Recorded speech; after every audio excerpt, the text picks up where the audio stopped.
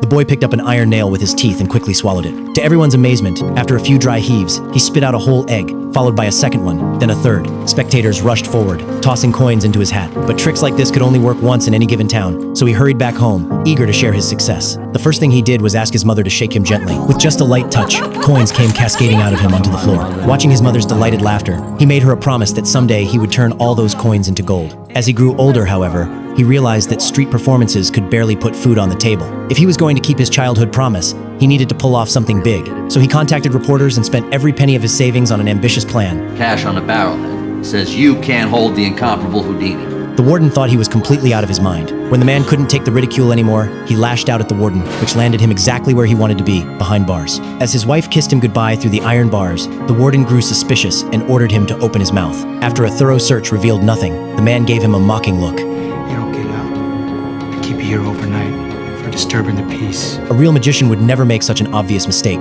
The key had already been swallowed and was safely lodged in his throat. Houdini sneered with contempt because his sights were set far beyond this small-town jail. That single kiss through the bars catapulted him onto newspaper front pages across the country. Now famous, Houdini understood that each performance had to be more spectacular than the last, or he'd be knocked off his pedestal. Just when Houdini was running out of ideas, he met Jim, a brilliant prop maker who demonstrated various magical devices to catch Houdini's attention. Jim quickly achieved his goal by showing Houdini a replica of new-style handcuffs he had created, complete with a key that could unlock them in seconds. Houdini agreed to take him on as an assistant, and his team was born. The Chicago Police Department challenged him to a showdown. This time, the police chief came fully prepared. He stripped Houdini naked, bound his hands and feet with iron chains, fitted him with a special mask, and even called in reporters from across the city to witness what he expected to be Houdini's humiliation. But the moment the door closed, something incredible happened. Houdini slowly opened his hands, revealing 6 fingers instead of 5.